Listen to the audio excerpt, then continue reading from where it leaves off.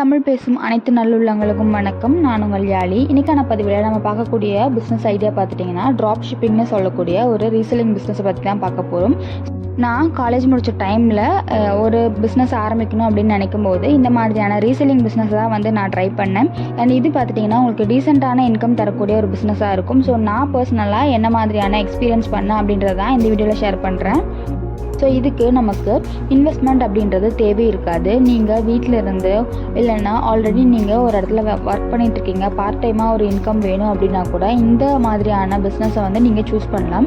So இதுக்கு ரொம்ப பாப்புலராக எல்லாருக்குமே தெரிஞ்ச மாதிரியான சைட்ஸ் நிறைய இருக்குது.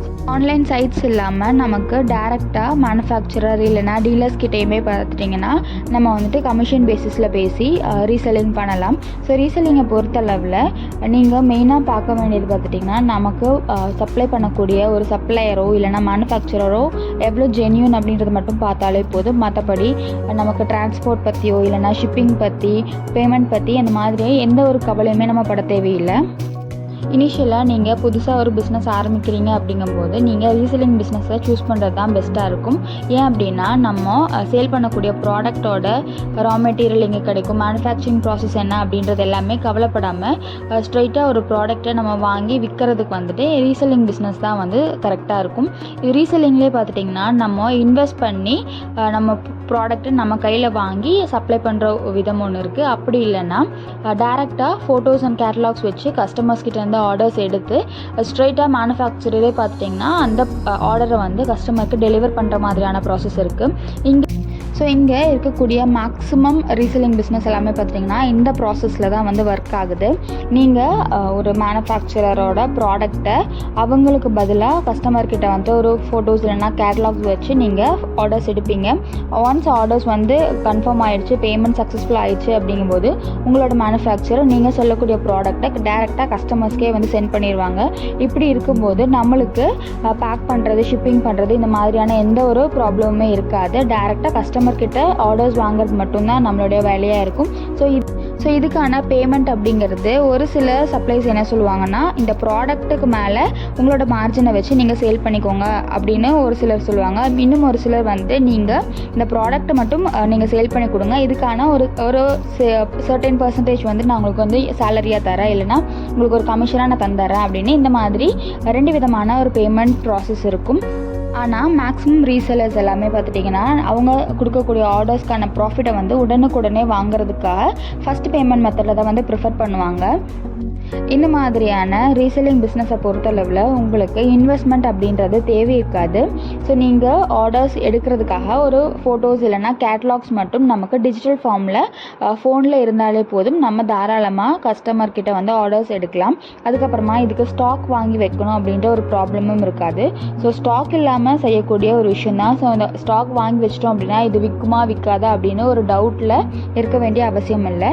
அதே மாதிரி இந்த ஸ்டாக்ஸ் வைக்கிறதுக்குன்னு ஒரு இடம் இருக்கு இல்லையா. ஸோ நம்ம கடை வாடகைக்கு எடுத்தாலும் சரி, இல்லைன்னா நான் வீட்டு அளவில் ஒரு சின்னதாக ஒரு வீடு எடுத்து அதில் நான் அந்த பிஸ்னஸ் பண்ணுறேன் அப்படின்னாலும் அதுக்கான ரெண்ட்டோ இல்லைனா அட்வான்ஸோ அந்த மாதிரி நம்ம பே பண்ணுற மாதிரி இருக்கும். ஸோ இந்த மாதிரியான அமௌண்ட் எல்லாமே இன்வெஸ்ட்மெண்ட் எல்லாமே அவாய்ட் பண்ணிடலாம் இந்த மாதிரியான ரீசெல்லிங் பிஸ்னஸை பொறுத்தளவில்.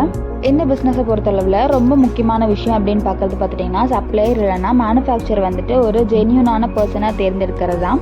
ஸோ இந்த மாதிரி ஜென்யூனான பர்சனை எப்படி கண்டுபிடிக்கிறதுலாம் எனக்கு தெரியல, ஆனால் எனக்கு ஒரு பிஸ்னஸ் பண்ணணும் அப்படிங்கும்போது நமக்கு இதுக்கான சைட்ஸ் எல்லாமே இருக்குது. ஸோ எக்ஸாம்பிளுக்கு சொல்லணும்னா மீஷோ, அமேசான், ஃப்ளிப்கார்ட் மாதிரியான இ-காமர்ஸ் சைட்ஸ்லுமே பார்த்துட்டிங்கன்னா இந்த மாதிரியான ட்ராப் ஷிப்பிங் அலோவ் பண்ணுறாங்க.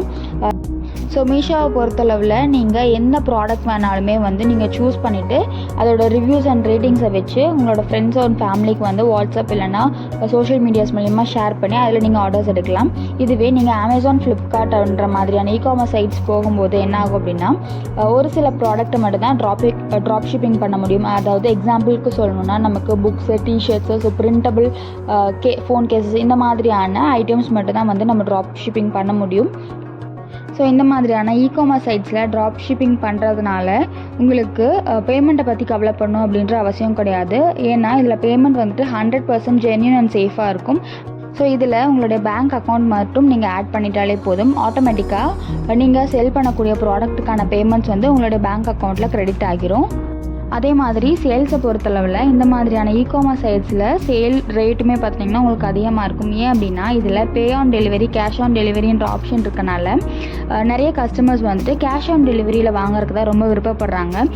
Cash on delivery, pay on delivery option தான் இந்த மாதிரியான இ-காமர்ஸ் சைட்ஸ் வந்துட்டு இந்த அளவுக்கு சக்ஸஸ்ஃபுல்லாக இருக்கிறதுக்கு ஒரு காரணமாகவும் இருக்கும். ஸோ நிறைய பேர் வீட்டில் இருந்தே ஒரு பிஸ்னஸ் பண்ணணும், பார்ட் டைமாக பிஸ்னஸ் பண்ணணும் அப்படிங்கும்போது ட்ராப் ஷிப்பிங் பிஸ்னஸை ஃபஸ்ட் ப்ரிஃபரன்ஸாக வச்சுருக்காங்க. அண்ட் இதுலேயுமே பார்த்துட்டிங்கன்னா உங்களுக்கு மந்த்லி 25,000 to 30,000 வந்து ஏர்ன் பண்ணுறவங்களும் இருக்காங்க. நீங்கள் ஏதாவது பிஸ்னஸ் ஆரம்பிக்கணும் அப்படிங்கும்போது கண்டிப்பாக இந்த ட்ராப் ஷிப்பிங் பிஸ்னஸை ட்ரை பண்ணி பார்க்கலாம். ஸோ இந்த வீடியோ வந்துட்டு யூஸ்ஃபுல்லாக இருக்கும் அப்படின்னு நினைக்கிறேன். யூஸ்ஃபுல்லாக இருந்துச்சு அப்படின்னா லைக் பண்ணிட்டு ஃப்ரெண்ட்ஸ்க்கு இந்த வீடியோ ஷேர் பண்ணி விட்டுருங்க. மறக்காமல் நம்ம சேனலை சப்ஸ்கிரைப் பண்ணிக்கோங்க. தேங்க்யூ.